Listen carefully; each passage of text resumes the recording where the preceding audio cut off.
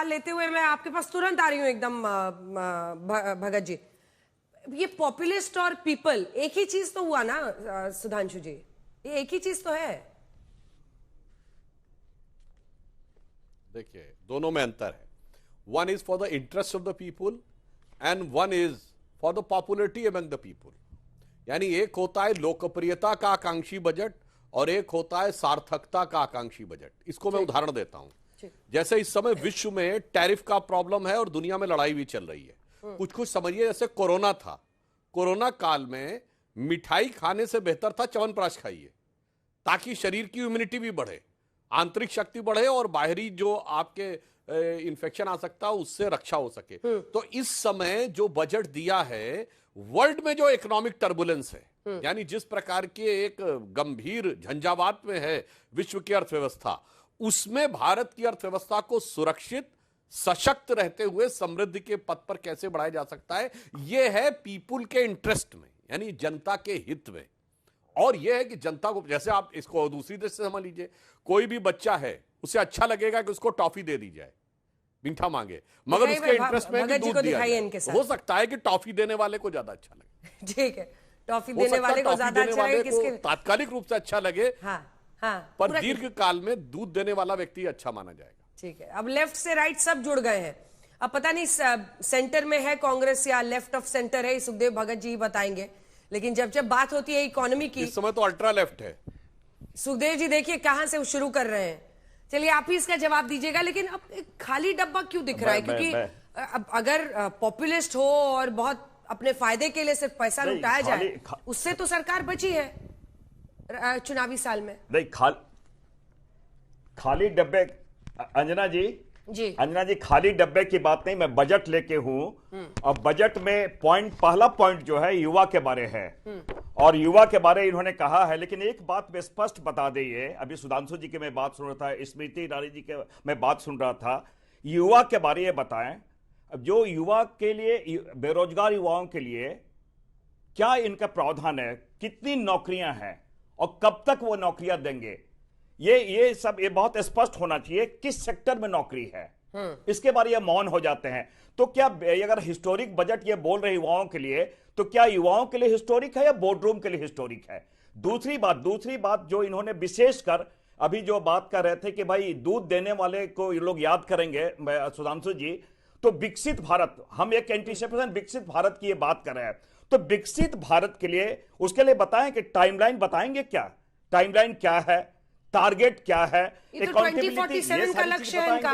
तो ये नारा हो सकता है 2047 का लक्ष्य तो देते ही हैं, तो उसका टाइमलाइन होगा ना। इस साल क्या, देखिए ये हर साल होना चाहिए ना कि 2024, 2026, 27 में हमारा लक्ष्य क्या होगा, कैसे हम अचीव करेंगे। इसलिए हमने कहा इनका नारा हो सकता है लेकिन नक्शा नहीं है। ये एक्शन की बात करें, लेकिन ये विजन की बात करें, लेकिन एक्शन नहीं है। इसलिए हमने कहा इनका जीपीएस के बिना ये विकसित भारत की बात कर रहे हैं। दूसरी बात एक बात और मैं कहूंगा, मिडिल क्लास के बिना कोई चीजें आती नहीं है। ये राहत की बात जरूर कर रहे हैं, राहत की बात इन्होंने कहा है, इन्होंने विशेषकर मिडिल क्लास के लिए राहत हम दिए हैं। महंगाई क्या 6.7% पे है, राहत कितना दे रहे हैं 1.2%। ये तो ऑप्टिकल इल्यूजन है, इसलिए हमने कहा कि बातें यहां पर ऐसी हो गई है। एक गाना है ना, दिल के अरमा आंसुएं बह गए,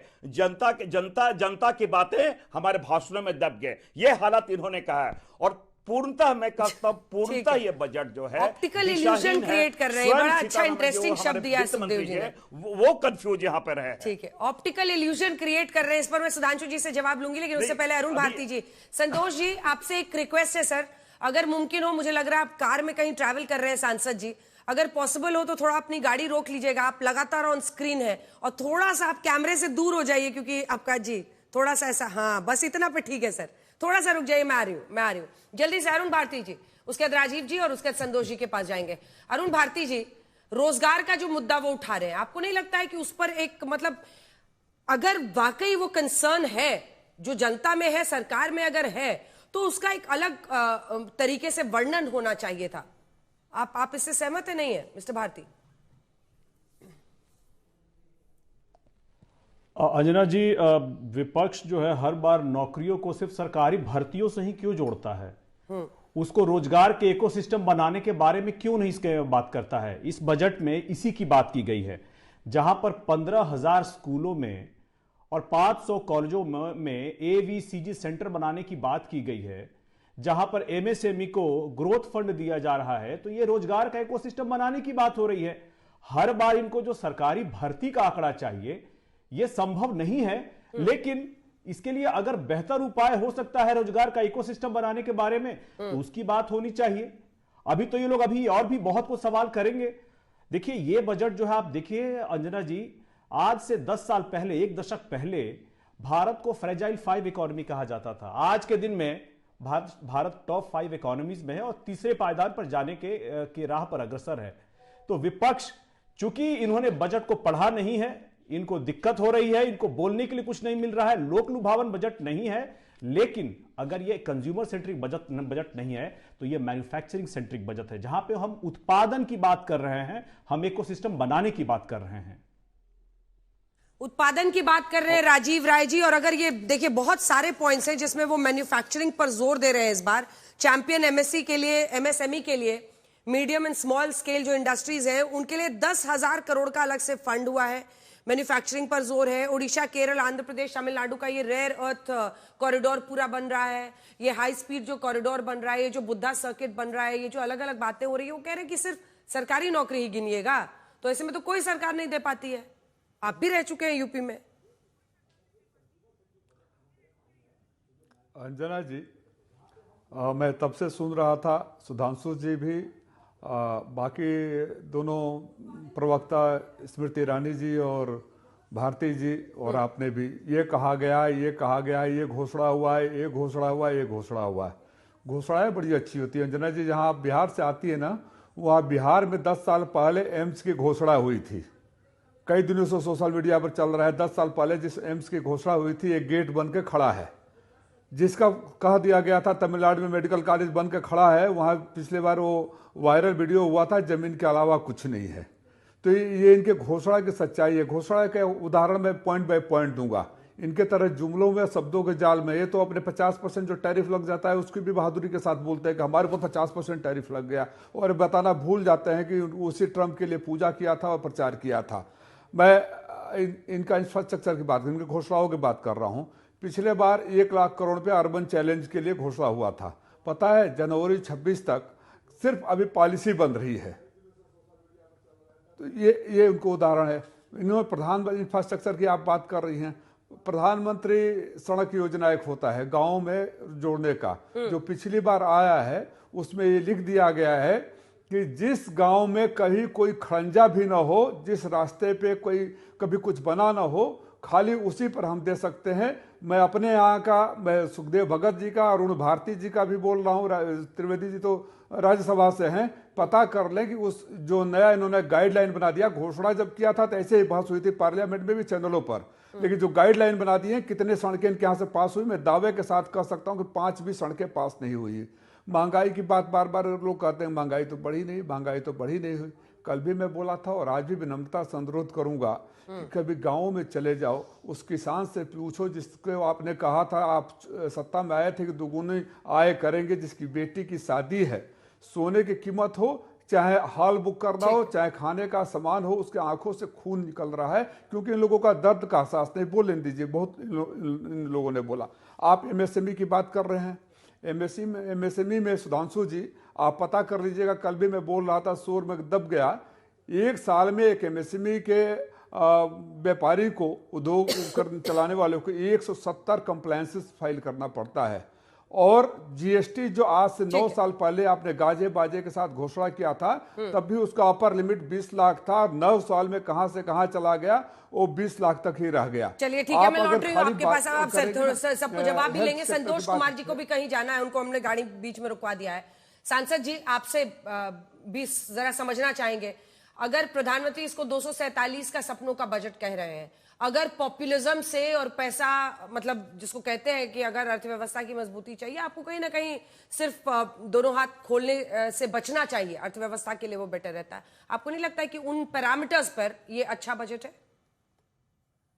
असल में मैं एक ज्यादा में हूँ, लेकिन मैं आज तक को मैं बहुत मानता हूँ, इसलिए मैं सोचा आपके साथ थोड़ी देर रहेंगे। क्या बात है। बात है मेरा हिंदी भी मेरा ठीक नहीं है, मैं केरल से हूँ। सुनिए, ये अभी पॉपुलर के बारे में मेरा माननीय कॉलीग सुधांशु जी ने कुछ बताया। बीजेपी का राष्ट्रीय अध्यक्ष का राज्य में 10,000 रुपया सभी का अकाउंट में भेज दिया था चुनाव का 1-2 दिन पहले। क्या ये पॉपुलेशन नहीं थे? इसलिए पॉपुलिज्म के बारे में बार बार मत बताइए। पॉपुलिज्म आप लोगों ने बहुत किया, अभी भी कर रहा है। अगर ये बजट के बारे में आप पूछेगा तो एक मान लो केरला के बारे में, मेरे राज्य के बारे में एक आज एक काला दिन है, कुछ नहीं मिला। ये 4,50,000 300 से ज्यादा करोड़ इतना रुपया है जीएसटी से इनका इनकम, सेंटर का इनकम। हमारे राज्य को क्या मिला? बहुत सारा एक्सपेक्टेशंस था, 2 केंद्र मंत्री भी है, लेकिन कुछ नहीं मिला। एम्स, आप अंजना जी आपको मालूम, केरल एक विकसित देश है, मतलब राज्य है और हमारा शिक्षा और हेल्थ सेक्टर में हमारा बहुत बढ़िया हमने दिया, काम किया बहुत सारा। हमको क्या मिला वापस? आप देखिए एम्स, क्या हमको एम्स क्यों नहीं दिया? एम्स नहीं है। और शबरी रेल के बारे में हमने बहुत बताया, हमारा प्रवासियों के बारे में हमने एक प्रोजेक्ट दे दिया, लेकिन हमको असल में कुछ नहीं मिला। असल ये क्या ना, ये पॉलिटिकल एक वेंडटा है।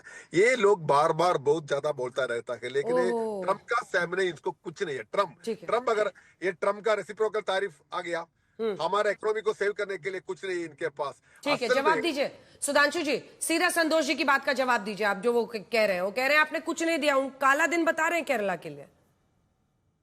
सुधांशु जी मेरा कॉलीग है। देखिए, मैं कहना चाहता हूं, क्रिटिकल मिनरल्स में अगर सबसे बड़ा किसी राज्य के पास रिजर्व है तो उसमें से केरल एक है। उड़ीसा और केरल 2 राज्य हैं। निश्चित रूप से जो क्रिटिकल मिनरल का कॉरिडोर बना है, ये भविष्य में केरल के लिए बहुत बड़ा महत्वपूर्ण आधार बनेगा।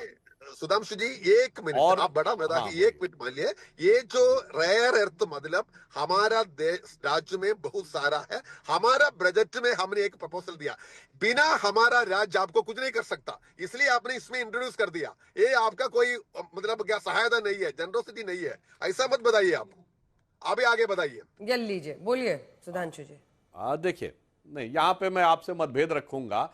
किसी भी राज्य के पास कुछ भी हो, परंतु जब तक केंद्र की योजना का वहां पर इंप्लीमेंटेशन नहीं होता, जैसे किसी राज्य के पास कोयला बहुत है, पर अगर वहां कोयले की इंडस्ट्री नहीं लगेगी तो उस कोयले का क्या होगा?